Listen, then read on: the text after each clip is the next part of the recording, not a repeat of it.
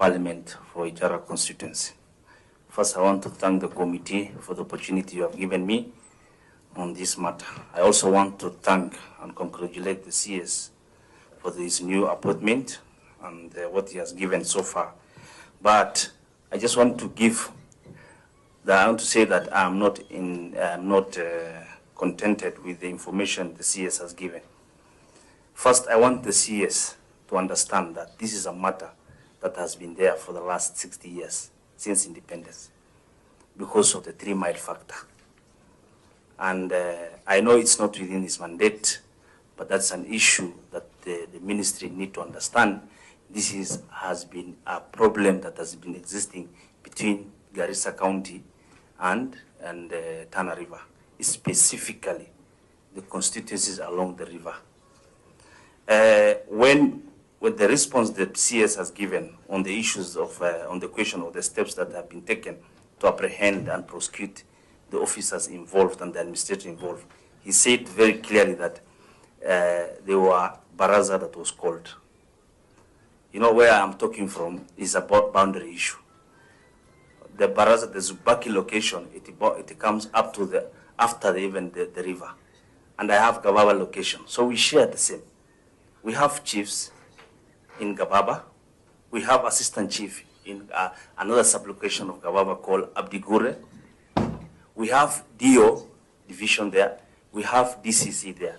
So if the CS is giving me only the report on the other side, if there were barazas and there were herders involved, why is Ijara DCC not involved? Or the chiefs that were not, the chief from my side were not involved. I'm told that there's a baraza that will take place in this particular sublocation, which is in Tana River. Let us come together and do a peace building reconciliation. First, that information is fallacy. It's not there. And whoever gave that, because for a baraza to happen, two constituencies or 2 boundaries, there must be a notice. There must be a written notice to the both constituencies. It's not there. I want the CS to share that notices. It's not there.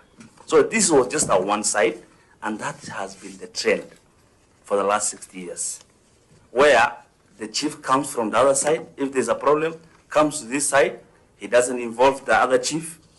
They continue doing their own things, come with an NPR, use NPR and police officers to intimidate my people. So when he's telling me the CS, there are only 2 NPRs, there were 8 NPRs and 2 AP officers and 2 chiefs. Because immediately that thing has happened, the OCS from Masalani rushed to the site. And we have the OB number, everything is written. How the OB was written is how I put in my statement in the chamber. So let us not make it that this is a normal process that happened or there's a fight. There was an intention to intimidate my people, and this happens on daily basis. Just after this incident, another 2 incidents happened in that area.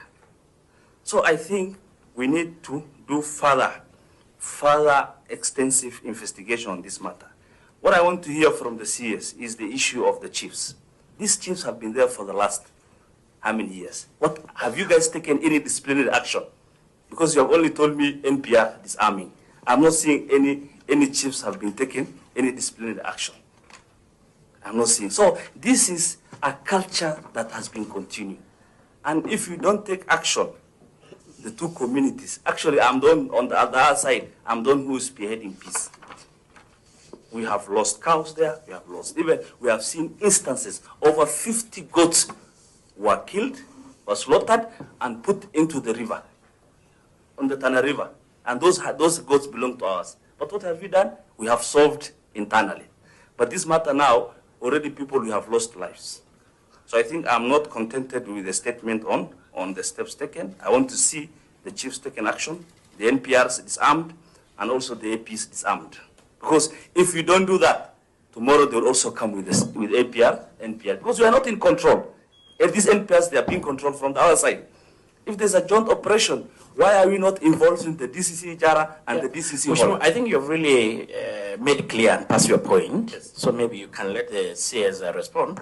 But just to help us, I think actually your question on that, I think it's very clear.